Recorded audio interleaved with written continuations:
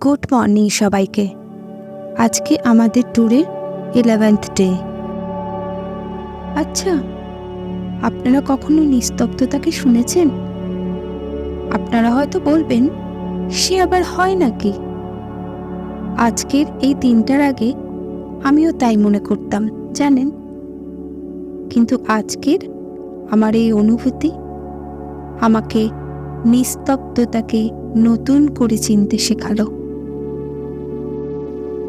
আজ সকালে ঘুম থেকে উঠে যখন জানলা দিয়ে বাইরের দিকে চোখ গেল, কিছুক্ষণের জন্য আমি নিস্তব্ধ হয়ে গেছিলাম।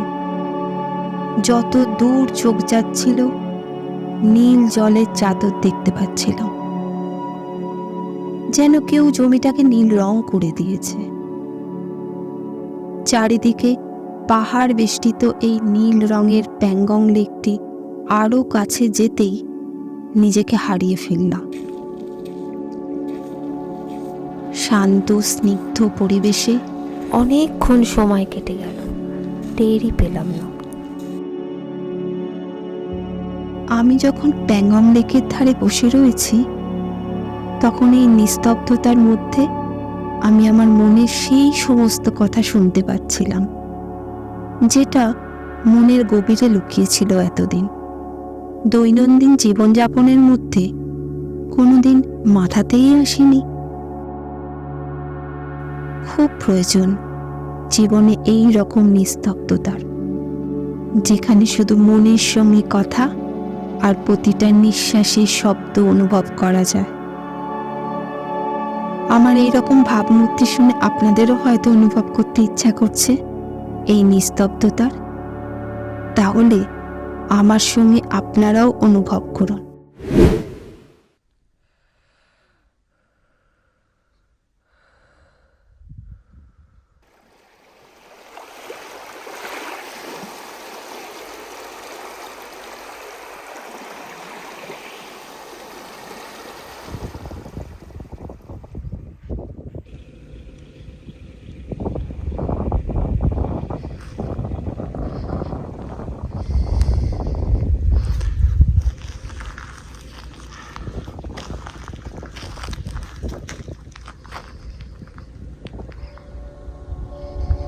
আজ মনে হচ্ছে আমাদের প্যাংগংয়ে একটা দিন বেশি দেওয়াটা সত্যিই সার্থক হয়েছে।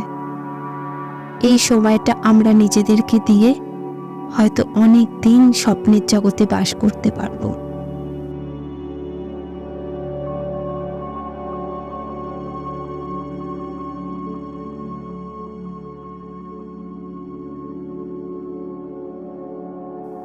অনেক দিন পর আমরা তিনজনে এইরকম ভাবে সময় কাটালাম, যেখানে শহরের কোলাহল নেই, কোনো টেলিভিশনের যুক্তিতর্কের আলোচনা নেই, কোনো ইন্টারনেট নেই, জীবনের কোনো চিন্তা নেই।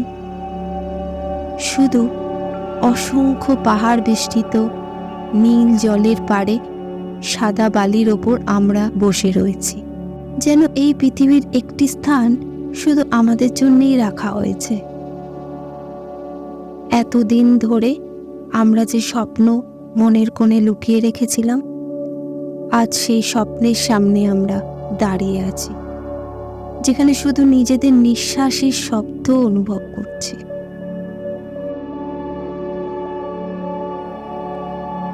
নিস্তব্ধতা শব্দটির মধ্যে একটা বিশেষ অনুভূতি আছে। এই অনুভূতি হৃদয়কে আরো স্বচ্ছ করে তোলে।